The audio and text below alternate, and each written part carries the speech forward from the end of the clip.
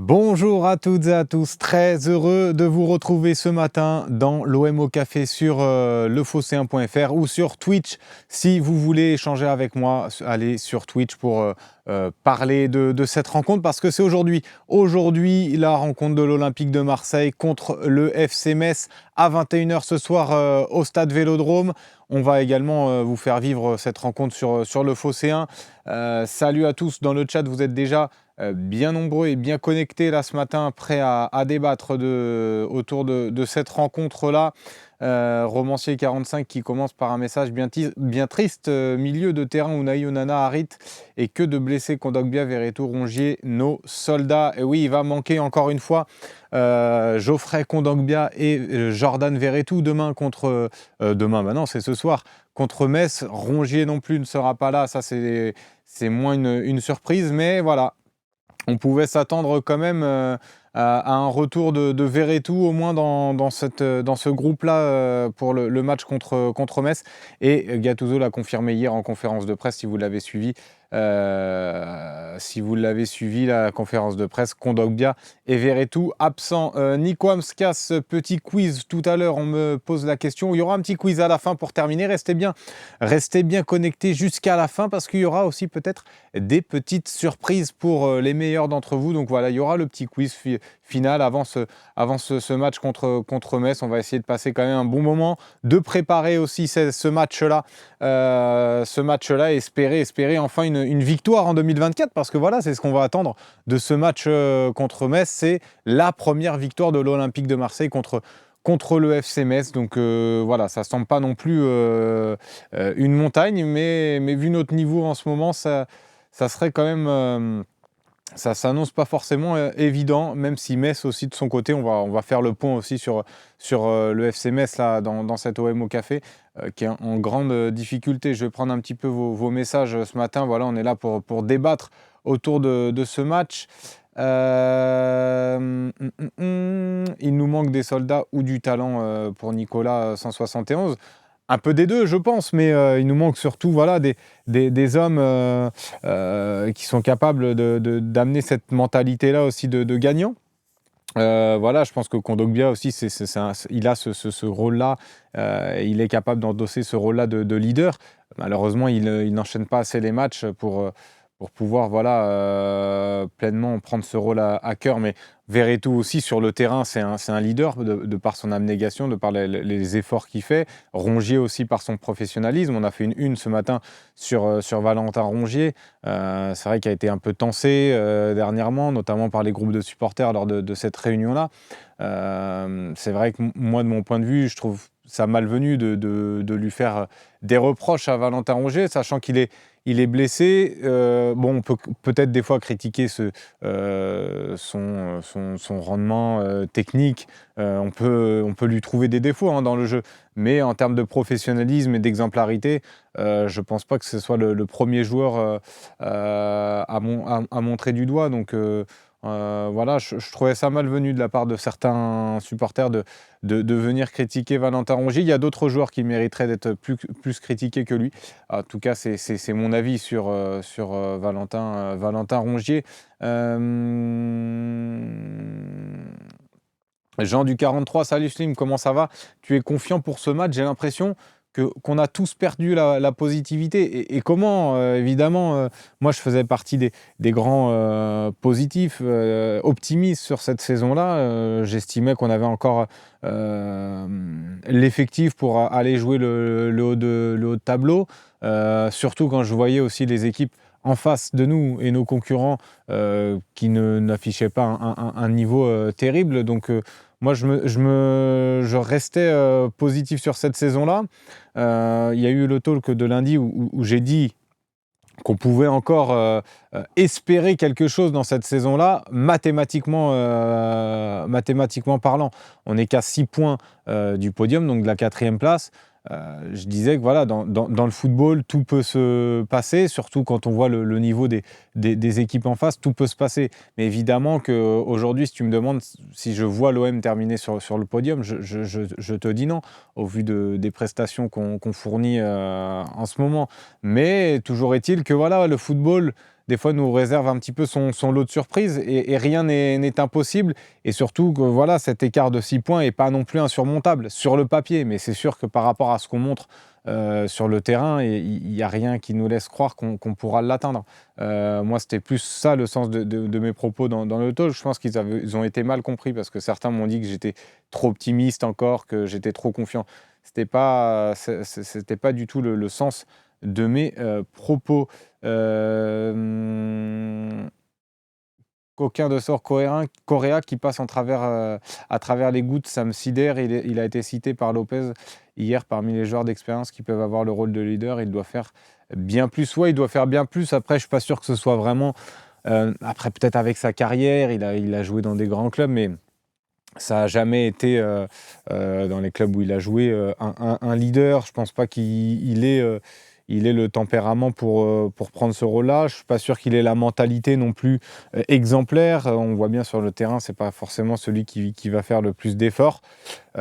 Donc moi, je suis un peu déçu de Joaquín Correa. J'étais très content qu'il vienne à l'OM. Hein. On en a déjà parlé plein de fois. Moi, j'avais bien aimé le Correa de la Lazio. Je pensais qu'il pouvait apporter quand même quelque chose dans cette équipe-là de l'OM, au niveau offensif également. Moi, je ne le voulais pas sur un côté, mais dans une attaque à deux, pourquoi pas, il pourrait marcher. Mais lui aussi, il a du mal, il se blesse souvent.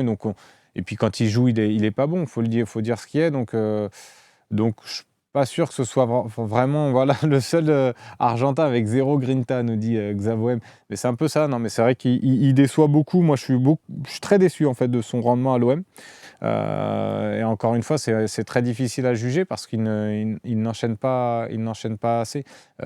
Et par Hanok, comme tu dis, Correa, il n'est pas bon. Il ne faut rien attendre de plus de lui. C'est vrai qu'il ne nous a pas montré grand-chose depuis le début. Notre ami Joaquín Correa, je vais prendre quand même, parce que vous êtes pas mal à écrire, je vais essayer de prendre pas mal de vos messages. Pedro Perdo de la Pampa, moi je reste optimiste car je pense que l'effectif sous-performe depuis le début de la saison.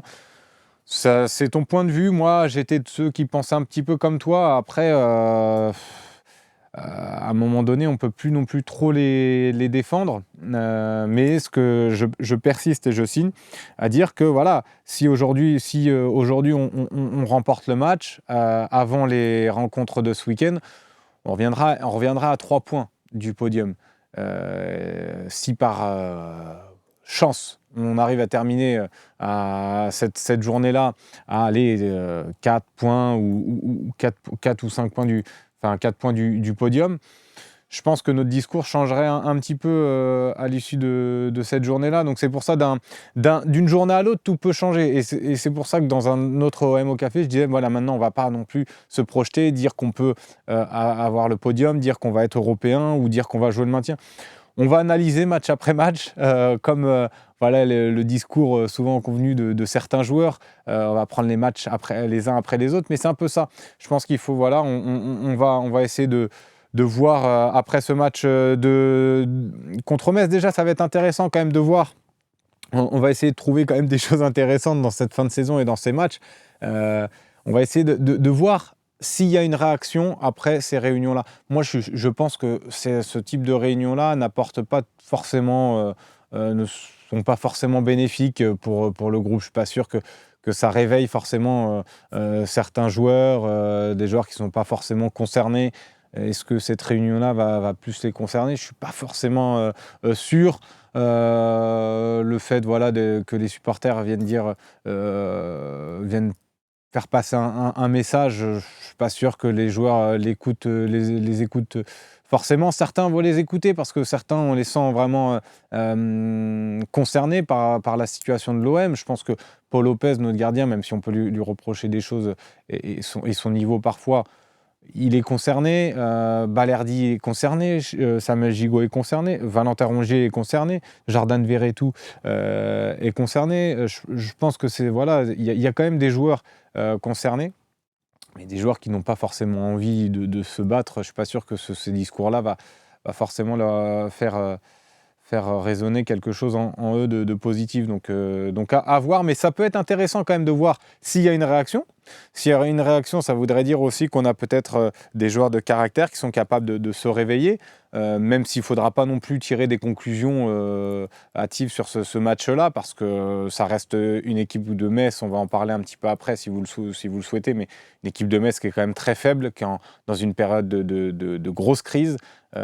Donc voilà, il ne faudra pas non plus se voir tirer d'affaire si on remporte ce match-là ce soir.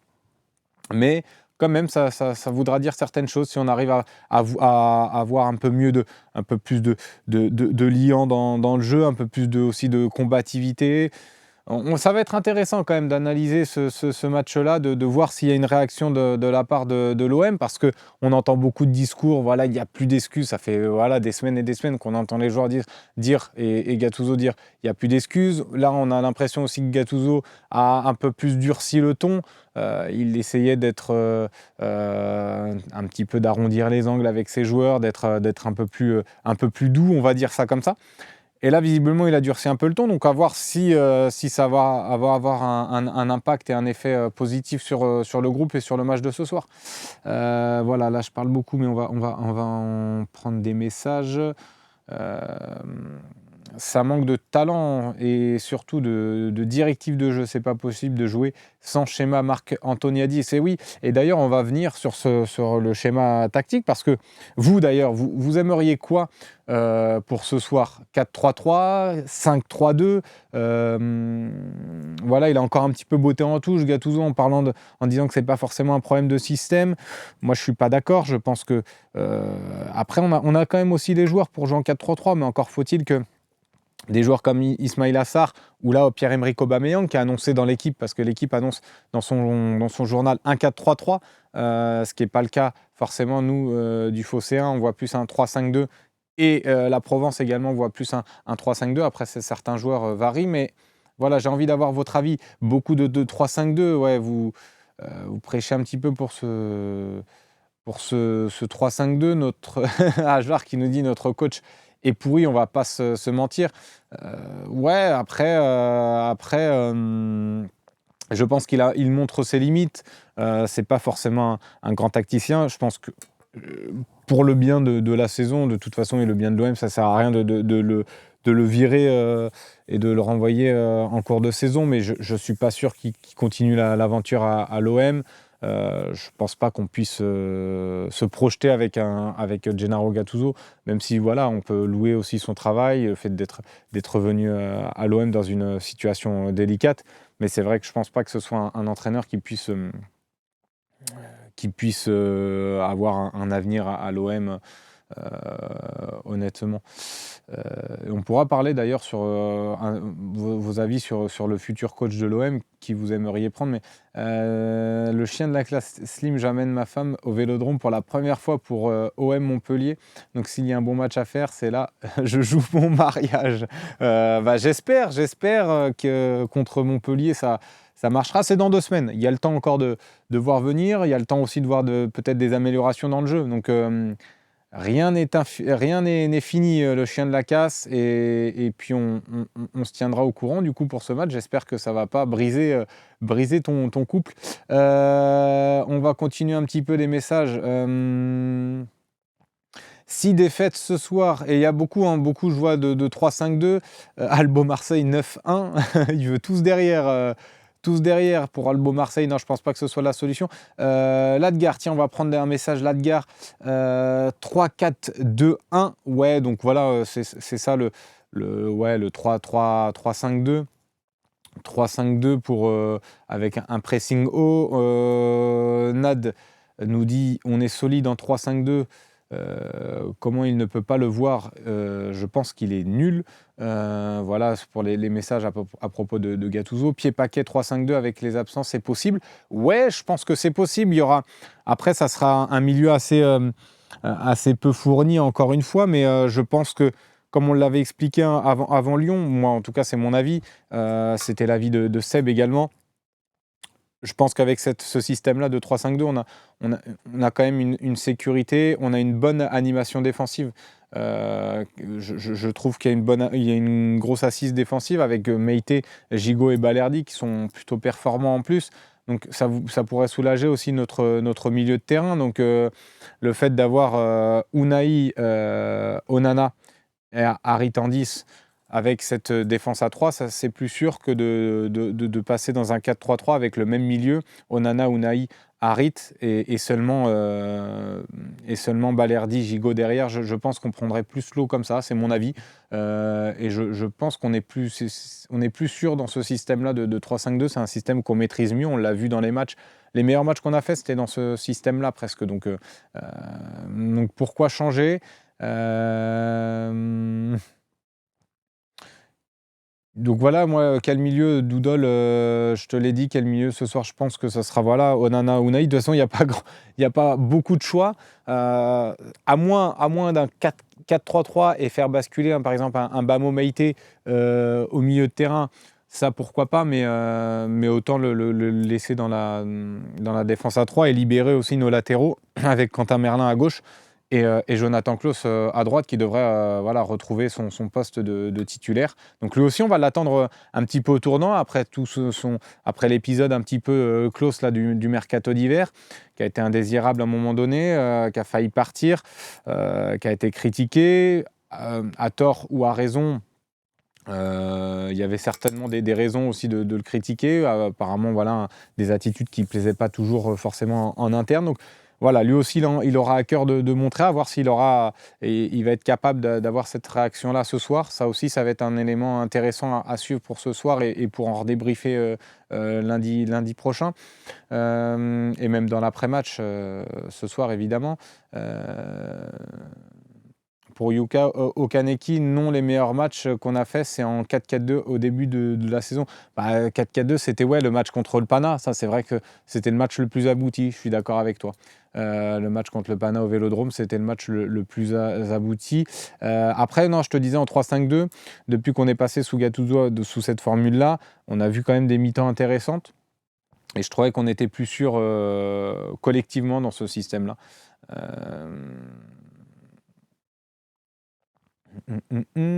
Qu'est-ce que ça dit? Pourquoi Merlin au milieu, formé milieu, et Garcia à gauche? Ça peut être une solution, Getchou. C'est vrai que c'est pas bête ce que tu dis, Getchou 40.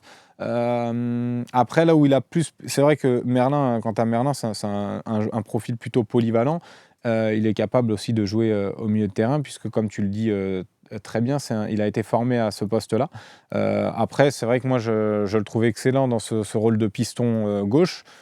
Et ce serait dommage de s'en passer. Mais c'est vrai qu'on a Garcia à gauche, qu'on n'a pas beaucoup vu, qui a peut-être aussi des qualités. Mais c'est pas si bête ce que tu dis. Pourquoi pas Merlin à gauche? Ça peut être une solution. Moi, je préfère quand même l'équipe que je t'ai donnée avec la défense Bamo Meïté, Gigot Balerdi, Merlin, Clauss, Onana, Unai, Harit en 10 et je partirais sur un Mumbagna titulaire avec soit Aubameyang, soit Ndiaye, mais je pense que je continuerai à mettre Aubameyang malgré ses prestations, malgré ses mauvaises prestations tout simplement.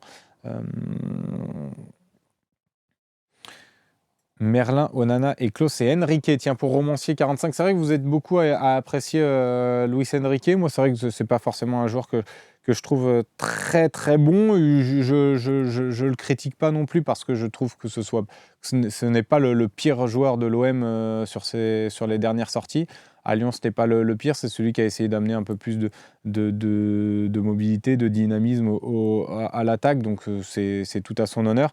Mais je trouve quand même que ça reste limité si on veut jouer un peu le haut de tableau, voilà à mon avis. Mais c'est vrai qu'il y en a beaucoup qui pensent à Luis Enrique en piston notamment. Il aurait aussi le coffre et les qualités peut-être pour le faire. Défensivement, ce serait peut-être aussi plus compliqué pour lui. Donc je pense que ça va repartir de toute façon sur un Jonathan Clauss. Ça, faut pas se faire d'illusions ce soir. Après, voilà, on oublie Ismail Assar devant. C'est vrai qu'avec le système de 3-5-2, Ismail Assar est un peu mis sur la touche. En revanche, si Gattuso remet son 4-3-3, là, je peux vous assurer que ce soir, il sera titulaire sur le côté droit de l'Olympique de Marseille. Donc, c'est ça. Après, moi c'est mon avis. Moi, je resterai sur ce 3-5-2 là. Pour l'équipe, ça sera un 4-3-3. Pour nous, la Provence, c'est un 3-5-2. Donc, à voir ça aussi, comment Gattuso va organiser son équipe ce soir. Ça va être intéressant à suivre aussi dans l'avant-match, là, sur le Phocéen. Ce soir, avant-match, on vous donnera la composition d'équipe. On pourra en débattre également de cette composition d'équipe. Mais pour l'instant, c'est vrai que le flou persiste autour du système tactique pour ce soir. Voilà, bah, elle arrive, on en parlait tout juste, justement des compos d'équipe. J'avais demandé un petit peu l'avis, si tu veux nous le donner, ton avis, elle arrive sur la compo de ce soir. Moi, j'opterais plus pour un 3-5-2 avec Mumbagna, Aubameyang devant. Et voilà. Et puis milieu classique. Et ouais, toi, 4-3-3, bah, comme l'équipe en fait, avec j'imagine Sarr à droite, Aubameyang à gauche et Mumbagna en pointe. C'est ce que propose l'équipe en tout cas. Moi, je trouve qu'avec voilà, parce qu'on va rejouer avec ce milieu Onana, Harit, Unai, qui a pris un petit peu l'eau contre Lyon. Je trouve que c'est pas aider l'équipe et l'animation défensive que de mettre ce système-là, de mettre ce milieu-là avec le système à 4 défenseurs. Donc, à voir comment ça va se passer. Mais bon. Sarr à la CAN, oui, c'était pas mal devant. C'est vrai qu'il a fait de très bons matchs à la CAN. C'est pour ça qu'on avait été surpris de ne pas le voir jouer contre Lyon et de voir NDI sur le couloir droit. Mais visiblement, il était blessé, notre ami Ismaïla Sarr. Donc voilà pourquoi il n'a pas pu jouer le match.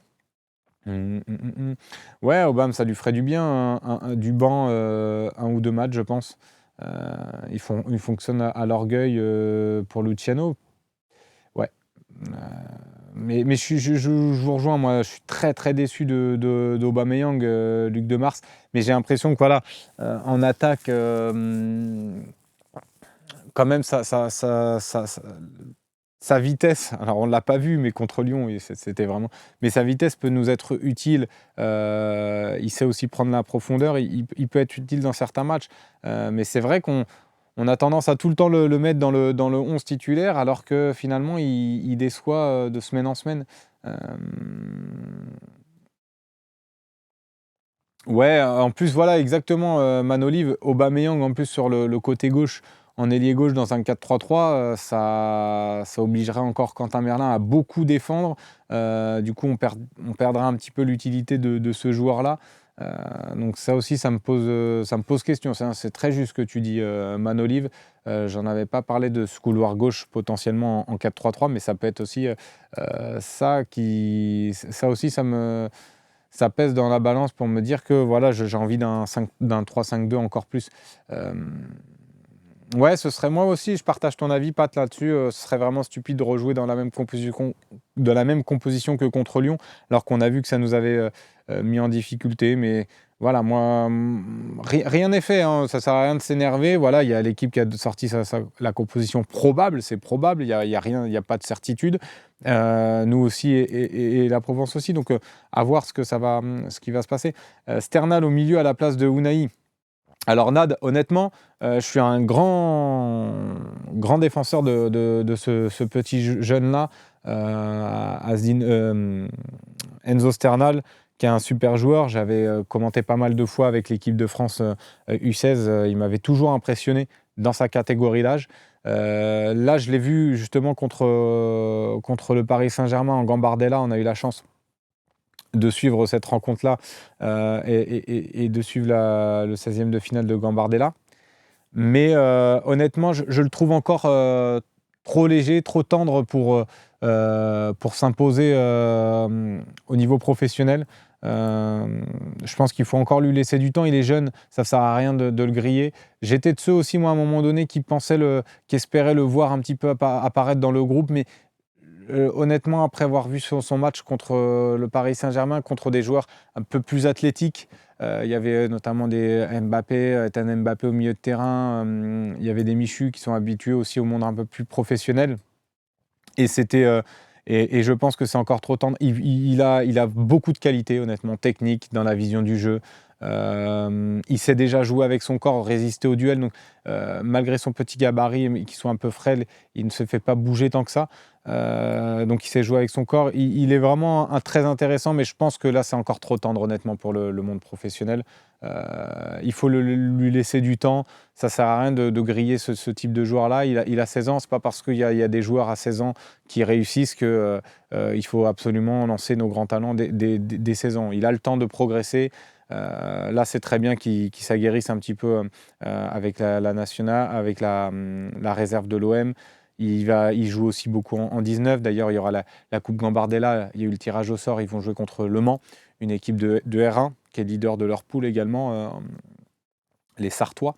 Donc voilà, il faut laisser de temps. Unai, c'est pas tendre. Non, mais c'est pas pareil. Il a quand même joué de nombreux matchs à l'échelon professionnel. Il a joué des compétitions internationales. C'est pas comparable avec Unai. Je sais que vous n'êtes pas des grands fans de Unai, mais dans le rapport au duel entre Unai et Sternal, il y a quand même pas photo.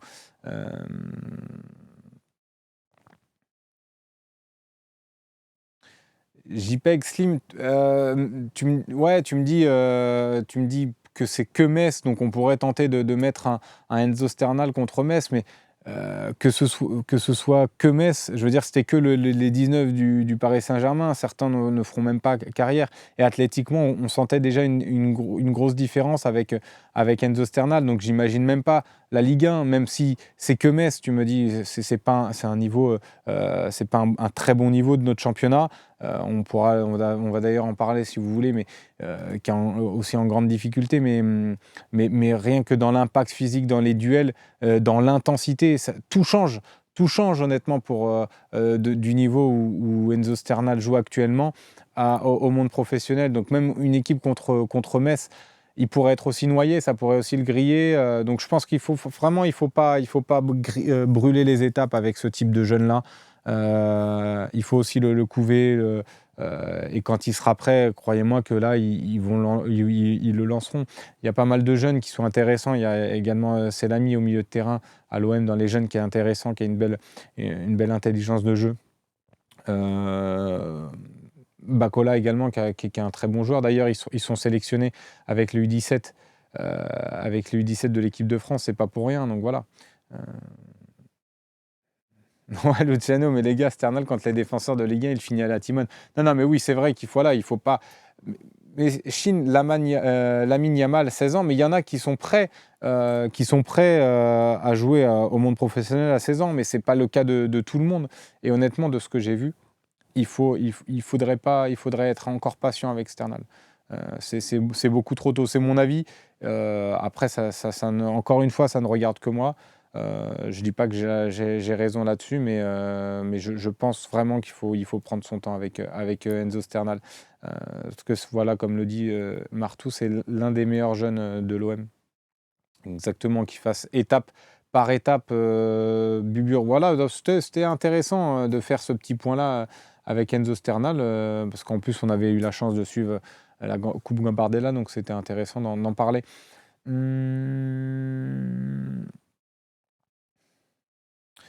Eh ben, je vois que ça vous a animé un petit peu ce débat jeunesse. Même si voilà, Yuta Okaneki qui nous dit Unai c'est un imposteur, il se fait bouger par tout le monde. C'est vrai, mais c'est pas pour autant qu'il faudrait mettre, je pense, Enzo Sternal à la place. À voir aussi, hein, lui aussi. À voir aussi pour Unai, parce que voilà, il a été beaucoup critiqué après le match de Lyon.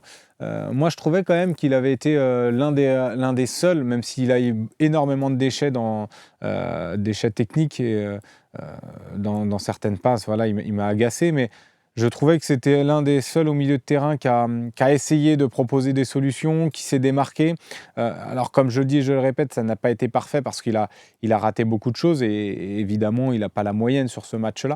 Mais je trouvais que sur les critiques d'après-match, était un peu trop sévère sur Azdin Ounahi, qui a essayé. Alors toujours, voilà, il a peut-être trop de touches de balle. Il faudrait encore qu'il épure plus son jeu, qu'il montre aussi peut-être plus de combativité de temps en temps. Mais je trouve que c'est qu'au milieu de terrain, il s'est pas caché. Moi, j'étais plus critique sur le match d'Amin Harit, par exemple, que sur Asdin Ounahi.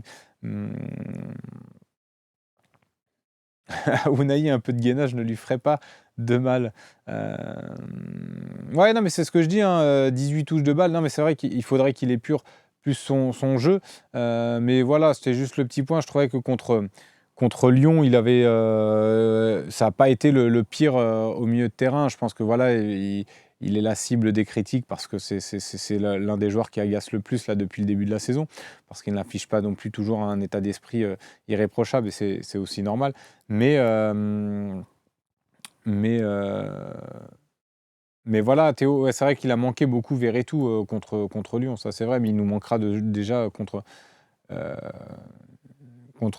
Nice. Contre Nice, contre Metz. Il nous manquera ce soir aussi. Euh, donc on va voir, mais de toute façon, je pense que là, vous êtes sur Unai, je suis d'accord avec vous, il apporte pas assez, ça c'est indéniable. Je trouvais juste que voilà, les critiques autour de lui étaient un peu trop sévères après son match contre Lyon. Mais on va voir contre Metz là ce soir. De toute façon, il y a des grandes chances qu'il soit titulaire. Il sera avec un nouveau Onana. Amin Harit sera sûrement aussi titulaire. Donc voilà. Non, mais Ajar, c'est pas une comparaison. Toi-même, tu sais que Harit, j'apprécie beaucoup ce qu'il apporte à l'OM et oui, il a fait plus de matchs complets que Unai. Je ne suis pas en train de comparer. J'étais plus déçu du match d'Amin Harit. C'est juste sur ce match-là contre Lyon. Je ne suis pas en train de comparer la saison des deux hommes à partir juste à travers ce match-là.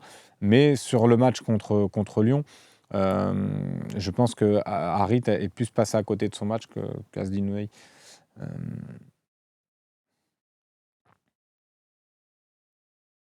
Ouais, pourquoi ne pas relancer Gay? Je pense que Gay, je sais même pas s'il sera dans le groupe. Là, le groupe n'est pas encore. Oui, oui, non, mais ils ont tous été décevants, ça, genre, c'est indéniable.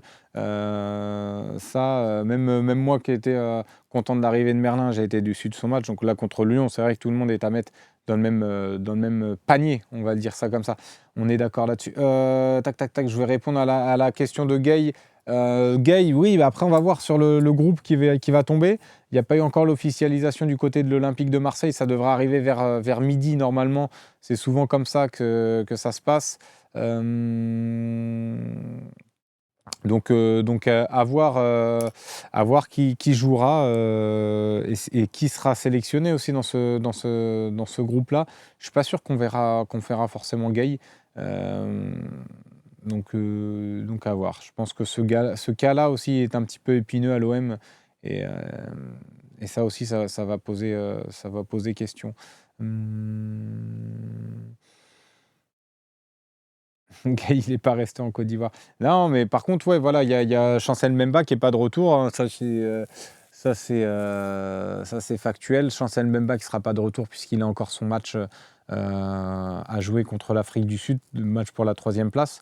On devrait le retrouver pour la semaine prochaine. Donc voilà pour le déplacement à Brest. Parce que si on gagne ce soir, on peut très bien retrouver un petit peu d'allant et aller à Brest avec un peu plus de confiance. Donc Brest qui reste sur de très bons résultats malgré l'élimination là en Coupe de France contre le Paris Saint-Germain.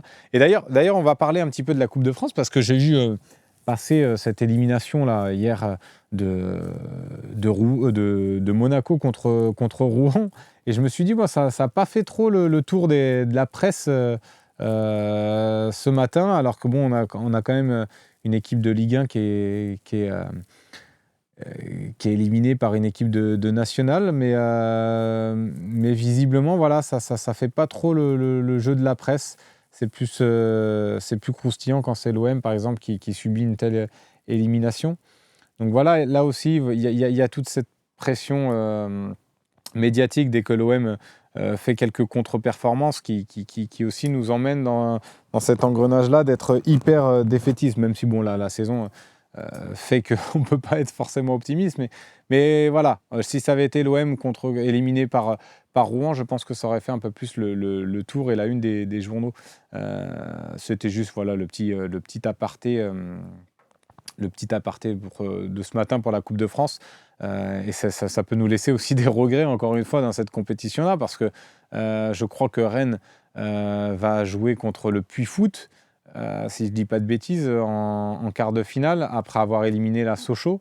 Donc c'est vrai que ça peut nous laisser des regrets, mais bon, voilà, maintenant c'est trop tard et il faut passer à autre chose. Maintenant, il faut digérer, comme d'habitude, digérer les déconvenus à l'Olympique de Marseille. Bah voilà, si vous voulez, on peut faire un petit focus sur cette équipe de Metz qui est en grande difficulté.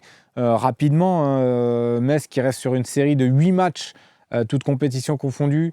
7, je vais essayer de donner un petit peu d'optimisme pour ce soir, les amis. 7 défaites, 1 nul. C'était en Coupe de France, c'était contre Clermont. Il y avait eu 1-1, ils ont été éliminés au tir au but. S'ils perdent ce soir, ça serait la pire série du club depuis 79 ans, 8 défaites consécutives. Donc ça peut être aussi compliqué. Il peut y avoir aussi de la pression sur ces joueurs de Metz. Ils sont actuellement à la 16e place, en grande difficulté. Ils ont perdu contre Lorient, qui était lanterne rouge, la semaine dernière.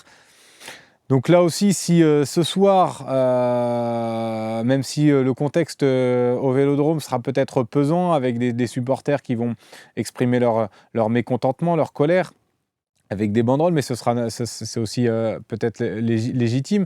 Mais voilà, on va jouer quand même contre une équipe de Metz en grande difficulté. Si nous, on est en difficulté, eux aussi sont en énorme difficulté. Lamine Camara, bon petit joueur, je suis d'accord, calibre. Ils auront Mikotadze évidemment en pointe, Van den Kerkhoff qui est pas mal aussi sur le flanc gauche, sur le flanc droit. Donc voilà. Il y a des tensions aussi internes avec Pierre Drossi, Boabdel Tari, qui est leur coordinateur de recrutement. Donc il y a pas mal de tensions internes qui viennent aussi polluer la vie générale du groupe. Donc là aussi, si aujourd'hui on n'arrive pas à gagner ce match-là au Vélodrome, évidemment qu'on ne pourra plus rien espérer si vraiment on espère encore quelque chose. Et ouais, j'ai pas touché au MS, ça sent le bon vieux 0-0. On va pouvoir garder notre super statut d'invaincu à domicile. C'est vrai que malgré tout ça, malgré ces mauvais résultats, même si c'est un peu ironique ce que dit j'ai pas touché, il a raison. Dans le fond, on est toujours invaincu au domicile, c'est assez fou. Mais vous êtes plutôt optimiste ce soir sur le match de ce soir. Je vois un 4-0 là de la part de Calibre. 4-0 pour l'OM. Mais Mikotadze, oui, il nous avait fait un petit peu mal au match aller, alors que là, depuis son retour à Metz et son passage à l'Ajax, il n'a pas été forcément très, très performant. Et ce soir, je suis convaincu qu'il est capable de nous faire mal. Comme le dit OM13, il va se transformer en Haaland ce soir. À chaque fois, on sublime les morts vivants.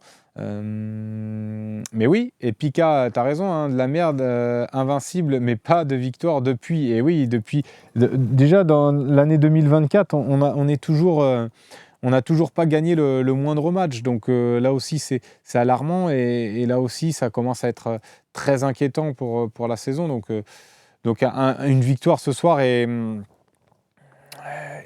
obligatoire. Enfin, on le dit tout le temps, mais contre cette équipe-là de Metz, qui a des soucis internes, qui est en crise de résultats également, si tu ne gagnes pas ce match-là, je ne sais plus quoi dire. Je ne sais plus quoi dire. Vous ne me retrouvez plus dans les émissions, hein, je pense, hein, parce que là, j'aurai la tête dans le seau complètement. Je vais vous donner un petit prono, si vous voulez.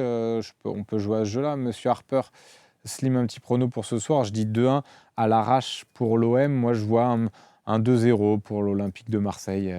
On va essayer de voir une victoire. Ah oui, c'est vrai, Brice, on a battu Thionville en 2024. C'est vrai, c'est vrai, c'est vrai, mais pas une victoire, en tout cas en Ligue 1, toujours pas de victoire. C'est vrai ce que tu dis, Brice. On a quand même battu l'ogre thionvillois. Hem,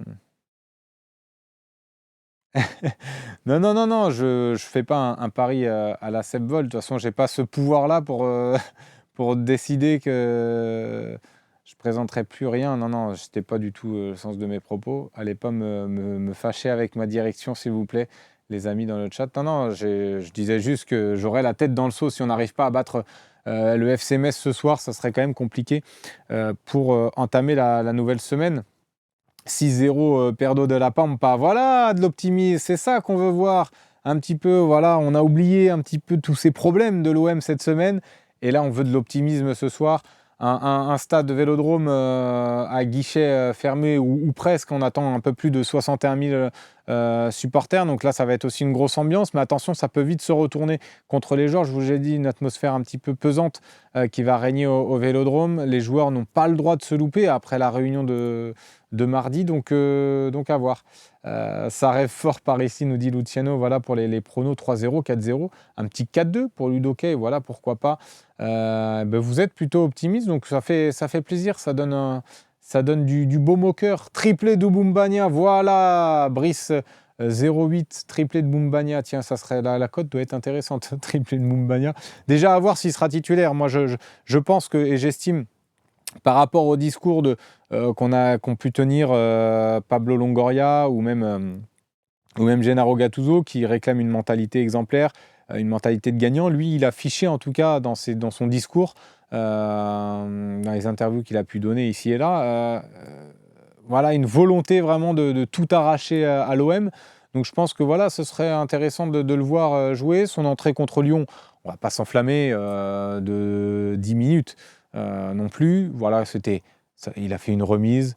Dos au jeu, il a paru costaud, intéressant. Ça reste, voilà, on va pas le juger là-dessus. Je pourrais pas vous dire si ça a été une très bonne entrée ou si ça a été une mauvaise entrée. Mais toujours est-il que voilà, il est rentré avec de l'envie. Il a montré de l'envie et par rapport à d'autres attaquants de l'OM, je pense qu'il mériterait de jouer. On ne l'a pas pris pour rien non plus. Je pense que ses qualités peuvent nous être utiles. Donc ce serait intéressant de le voir sur ce match-là au Vélodrome.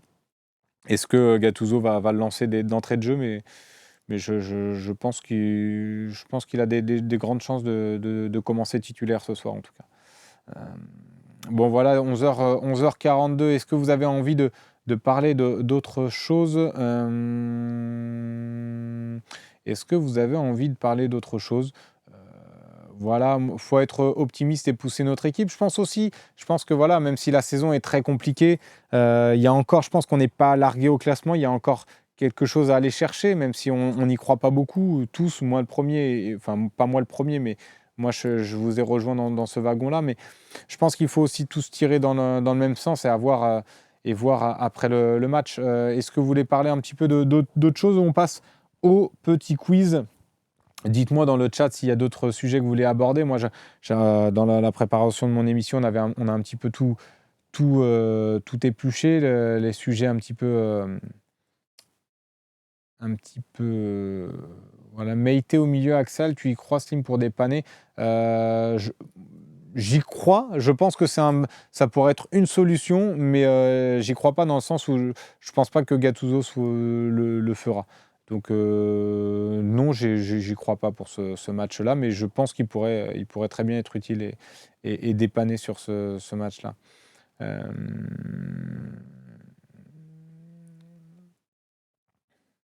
Albo Marseille, tu nous fais pas un quiz? Si, si, bah, si, mais j'attendais de savoir euh, si, euh, si vous avez envie si vous avez envie, je vais regarder d'ailleurs, si vous avez envie de débattre d'autres sujets, là, on a quelques minutes.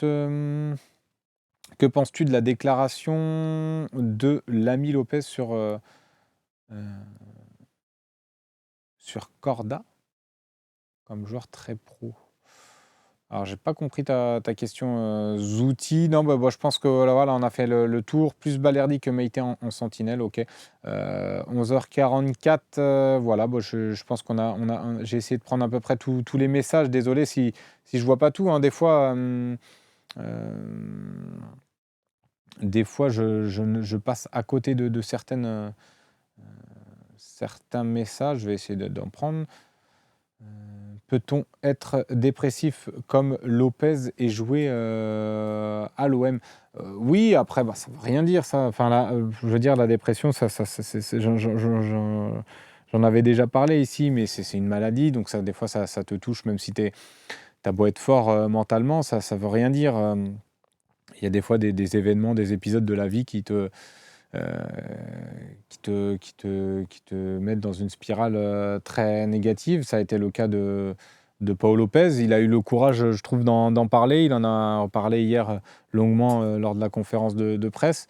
Je pense que c'est un sujet un peu tabou dans le football. Tout le monde n'ose pas en parler parce que, comme il le disait très bien, c'est un métier où tu gagnes énormément d'argent. Donc, des fois, on se dit, bah, c'est peut-être malvenu de dire que je souffre, que je suis en dépression, alors que je gagne bien ma vie, que j'ai une vie confortable. Et pourtant, bah, ça te touche. Et finalement, quand tu essayes de faire abstraction et de te dire que c'est pas la dépression, bah, finalement, si, elle te rattrape. Donc, c'est bien qu'il en parle. Ça peut éveiller aussi les consciences et peut-être faire évoluer certaines organisations dans les clubs de foot. Donc, voilà. Ouais, rapidement, tiens, je vois là pas mal de messages sans bas tapis. T'as pensé quoi de l'interview de Longoria? Pour SoFoot, elle était très, très, très intéressante. On en a parlé d'ailleurs sur le Phocéen. Vous pouvez retrouver l'article sur le Phocéen il y a quelques jours. Donc, c'était très intéressant de voir ce Longoria-là, presque sans détour et sans langue de bois en parler. Donc j'ai vraiment beaucoup apprécié cette interview de Longoria. Ça fait plaisir aussi de voir ce type de réaction-là dans les médias. C'est pas toujours. Donc ouais, non, c'était plutôt intéressant en fait dans l'ensemble ce qu'il a pu dire. Si vous pouvez la lire, hein, vous pouvez la retrouver. Donc il y a eu une retranscription de fait dans le Phocéen et sinon dans le magazine SoFoot.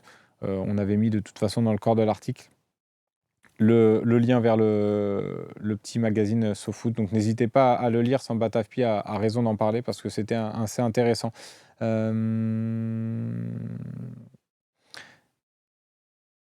Tac, et ben voilà, je pense qu'on on a fait le tour 11h47, on a même duré un peu plus longtemps. Il faut encourager des Vitinha pour qu'il explose au Genoa, ouais. Est-ce que après Kozual sans mensonge, on ne sait pas. Peut-être que voilà, il dit pas tout le temps les vérités ou il dit sa vérité et c'est pas forcément la vérité, mais voilà. En tout cas, c'était intéressant de la lire. Prenez le temps de la lire, honnêtement, ça. Et on pourra en reparler si vous voulez lundi prochain de cette interview un peu plus longuement si vous le souhaitez.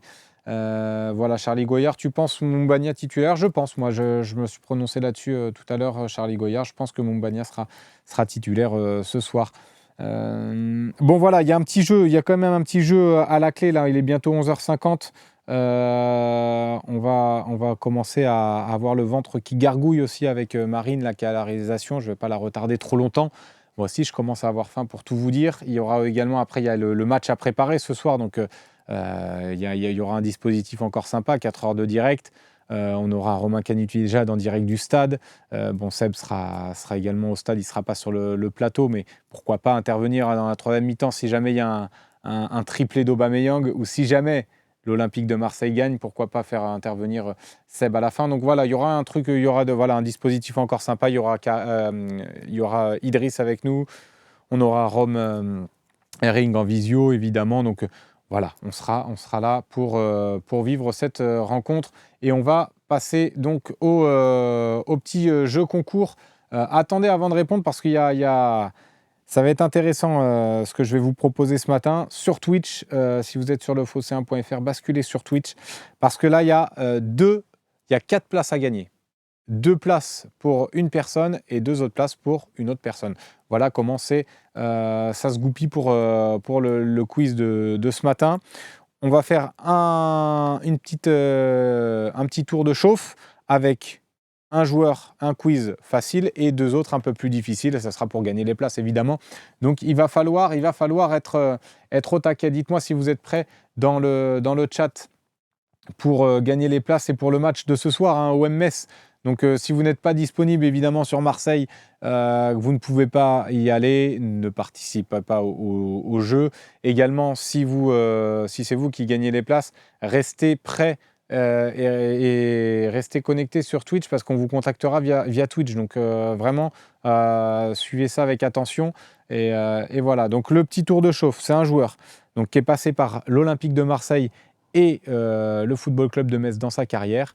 Je vais vous lister toute sa carrière dans l'ordre de passage et vous allez me dire quel joueur c'est, tout simplement. Alors, on est parti avec le facile. Là, c'est le tour de chauffe, il n'y a rien à gagner. Il a commencé sa carrière à Boulogne. Ensuite, il va à Alès, à Brest, à Metz, au Galatasaray, à l'Olympique de Marseille, au Bayern Munich. Voilà, vous l'avez tous, Fiorentina et Salernitana pour terminer. Ribéry, voilà, Samba Tapi, tu l'as. Les arbres, tu l'as aussi. Maoulida, non, ce n'est pas Maoulida. Charlie Goyard, voilà, tout le monde là. Donc il faudra être rapide sur les suivants parce que c'est le premier qui donne la bonne réponse qui gagne les places. Donc soyez au taquet là sur les claviers ou sur le téléphone, je ne sais pas où vous me suivez. Mais en tout cas, soyez très très rapide. Nicolas 171 qui a un décalage. Aïe, aïe, aïe, aïe, aïe. Ça, c'est malheureux. Mais j'espère que ça va s'arranger pour la seconde question. Alors là, c'est parti, hein, parce que là, il y a des places à gagner. Hein. J'espère que vous êtes prêts. Ah, aïe, aïe, aïe, ça dépend des connexions du coup. Et oui, malheureusement, maintenant, ce qu'on va faire, vous savez quoi dans ceux qui auront les bonnes réponses, vous serez tiré au sort. Vous serez tiré au sort, il y aura un tirage au sort de fait et on vous contactera dans la journée pour savoir qui a gagné. Comme ça, il y aura pas de... Ça ne sera pas un test de rapidité, mais il faudra trouver la bonne réponse avant de passer à la question suivante. Allez, c'est parti. Le deuxième, donc 2 places à gagner pour une personne pour ce soir, l'Olympique de Marseille contre le FC Metz au stade Vélodrome. Le joueur est passé et a commencé sa carrière au Racing Club de Strasbourg. Il va ensuite rejoindre l'Olympique de Marseille, retourner à Strasbourg, puis il va aller au FC Metz, ensuite à Grenoble, à Mulhouse, puis termine sa carrière à Raon-l'Étape. Qui est-il? Ce n'est pas Cyril Puget-Papagis. Je laisse encore quelques instants pour répondre. Johansen, bravo à Monsieur Harper, bravo à Shin Sama, bravo à Charlie Goyard, à Nicolas 171, Zilpax, Leoniro Balo, Dams également, Equeo, Nico Amskas, Killa, Johansen, Laziz Maziz Johansen, Perdo de la Pampa Johansen, Luciano Johansen, Pascal de son prénom exactement, Monsieur Harper, voilà, Johansen, vous l'avez tous. Tac, alors on va passer au suivant, Ajar, très, très sport, qui ne l'avait pas, il le dit honnêtement, il ne l'avait pas, et bah très bien. Tu auras peut-être la deuxième chance pour remporter ces places-là, puisque le second joueur a commencé sa carrière à Niort. Ensuite, il va rejoindre le Stade Rennais, puis l'Olympique de Marseille. Il va ensuite subir quelques prêts à Leeds, Strasbourg, puis Ajaccio, rejoindre Bruxelles en Belgique, puis revenir en France à Grenoble, à Metz et à Bourg-Péronas, terminer sa carrière. Qui est-il ?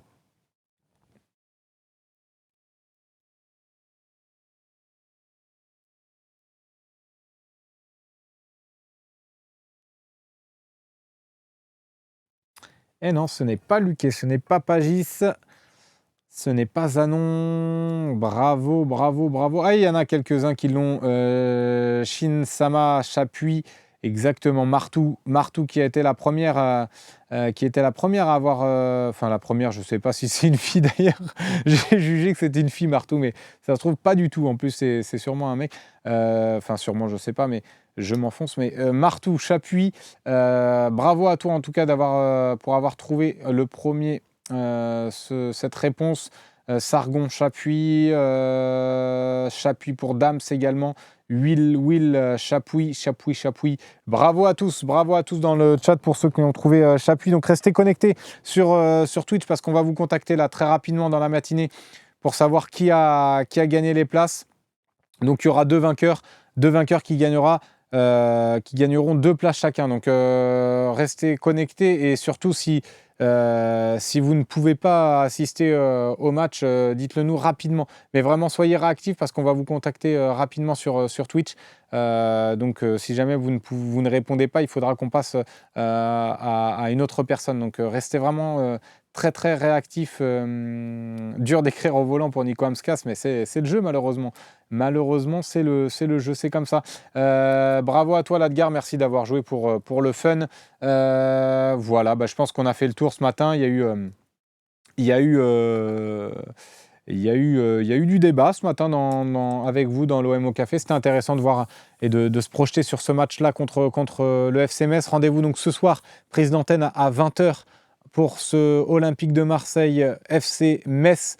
Je vous souhaite à tous une belle journée. Prenez le temps de vous reposer avant ce match-là, d'engranger un peu d'énergie avant de vivre cette rencontre-là de l'OM contre Metz. Bon appétit à tous et belle journée sur lefosséen.fr. Ciao, ciao.